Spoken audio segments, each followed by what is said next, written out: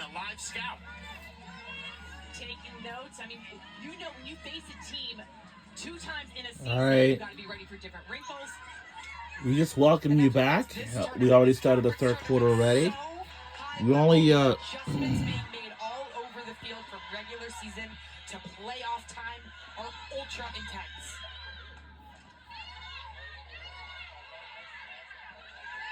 Stanford wins the draw, trailing by 5, down, but certainly not out. Especially the way they're winning the draw tonight. They've won 13 of the 20 draws in this game. Ava Arceri been quiet in this second half. Goes to goal. whoa! Score! Past Dolce. And that's a hat trick for Ava Arceri. 51st goal of the season. We got some insight from the Stanford huddle in that last break, and Danielle Spencer telling her team to dig deep. Ava Arceri here uses her 6-foot frame, goes to cage hard, and muscles her way through. Gets that stick to get her backside, the extension.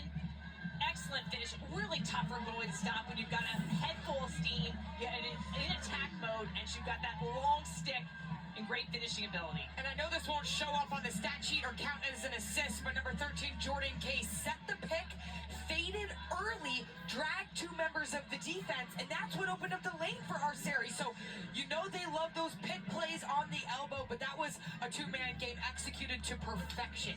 And as a nice last-minute adjustment, too, from the offensive end from head coach Danielle Spencer, yelling in the spacing that allowed that cut to even happen in the goal. BC's been without Lydia Colasante. She was injured in the regular season UVA game, and not only has she been a huge loss in the defensive unit, but she was a big factor in the draw control circle, and that's an area I think that Boston College is going to have to work on to make sure that as they go further in this season, how do they improve and make up for her loss of presence?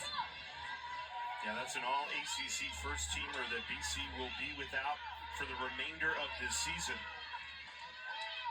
Acacia Walker, Eagles head coach, saying the loss of Colasante devastating, but has rallied the emotional spirit of this team to play for Lydia. You know they want her desperately to be on the field if she was available. And I think defensively, they've had a lot of people step up. Excellent stick in the passing lane.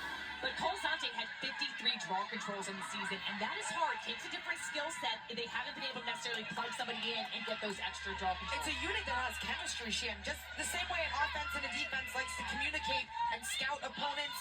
You have the same thing with a draw control unit, the 3-person group that gets into a bit of a rhythm and a flow as they play together throughout the season. So definitely an adjustment for the Eagles. There's Lydia Colasante over on the sideline. Yeah, Jay, good point. She's been coaching up the defense all game long, adding last-minute adjustments when some of the defensive middies come off the field in the sub-box.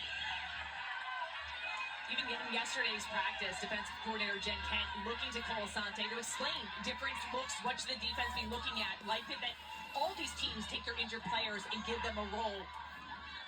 We saw that even Clemson, Kayla McLeod, who was out with an injury, she was communicating with their offense. It's a good way to keep everyone connected.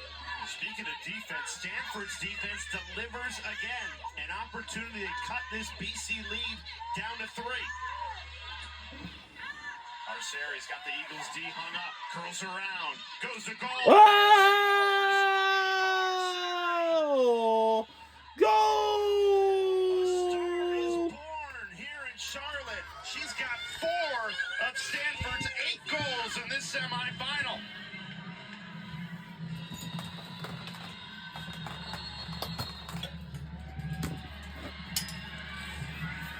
Ava Arceri reading the defensive pressure on the island tonight so well.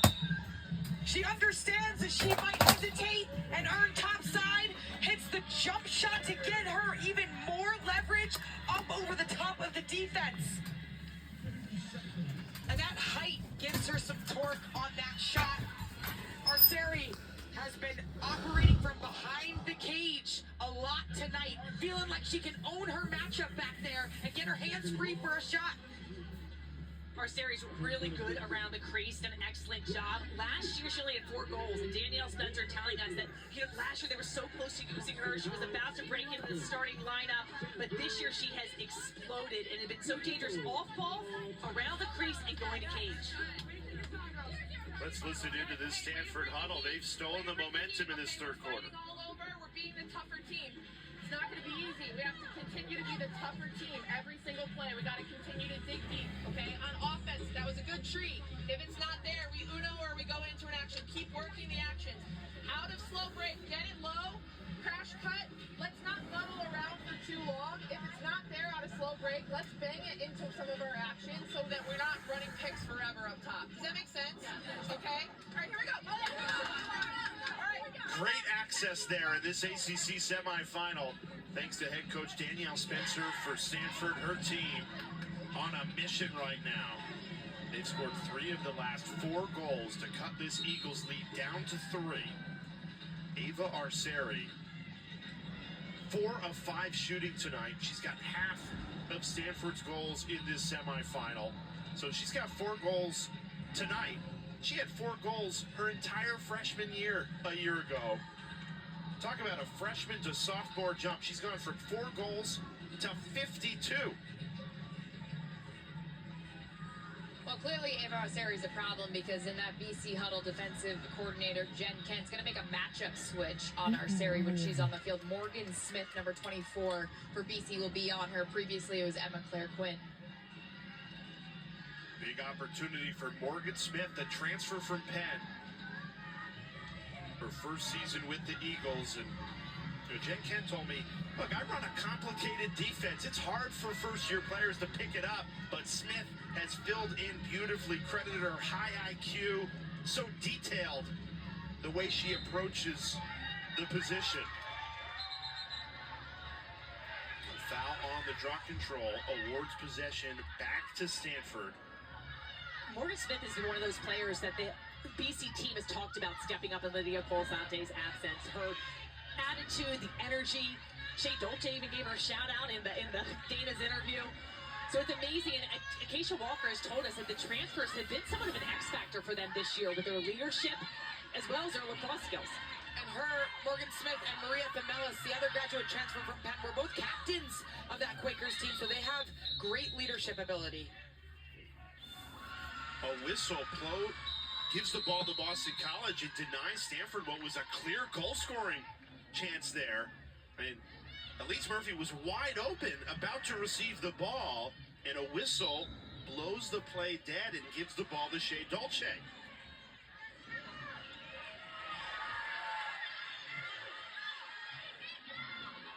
Not exactly sure what happened there. We're getting told they were offsides.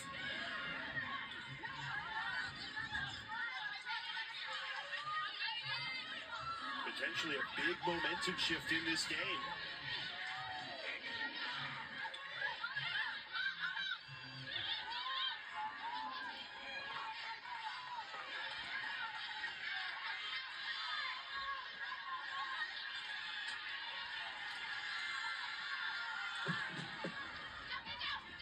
Lopinto. Passing around the perimeter of the Stanford zone. Good pass, even better finish. The freshman Devin Russell quick sticked it home. And Acacia Walker's team back up by 4.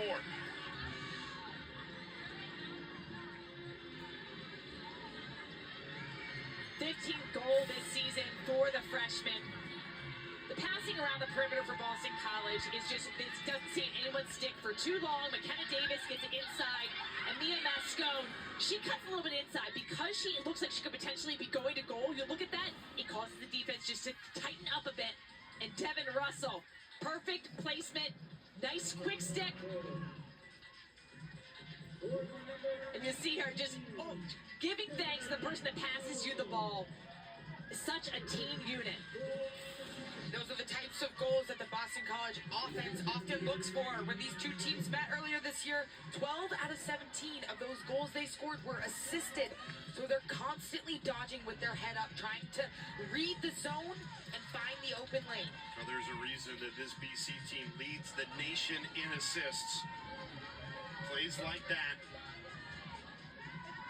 And it restores a 4-goal lead for the Eagles with 2:21 remaining in this third quarter.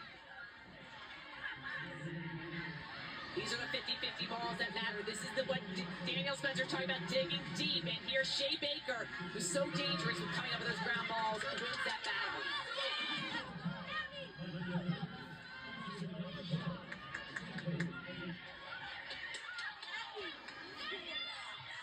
It allows Boston College to reload offensively.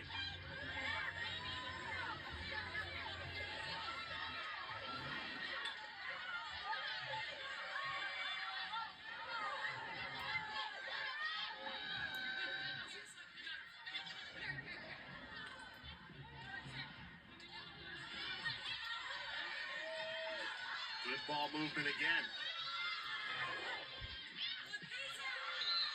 Stanford got a piece of that pass. It'll stay Eagles ball.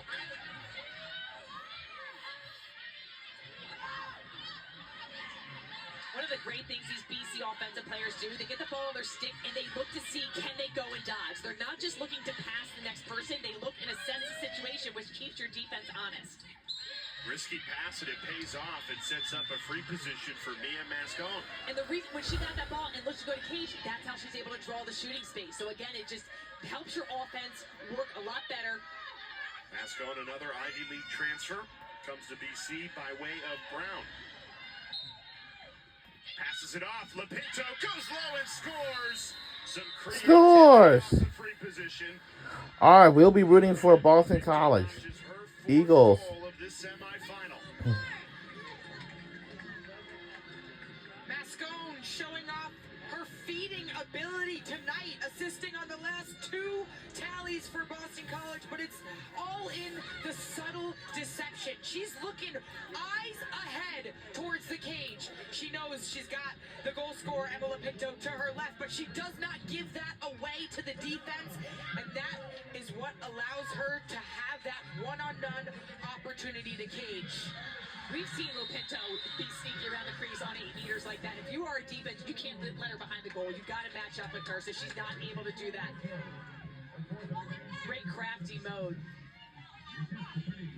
And it's back-to-back assists for Mia Mascone, who has had 4 assists on the night.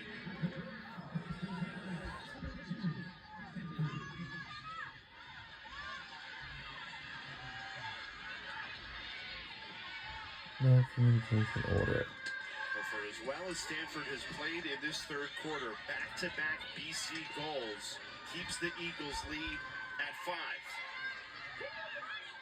That was the halftime deficit for Stanford, so they failed to chip in.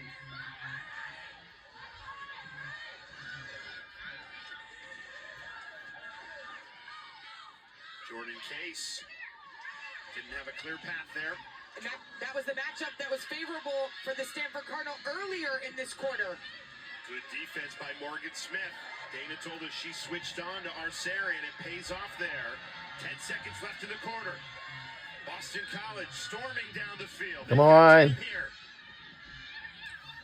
Mascone finds Lapinto. Oh!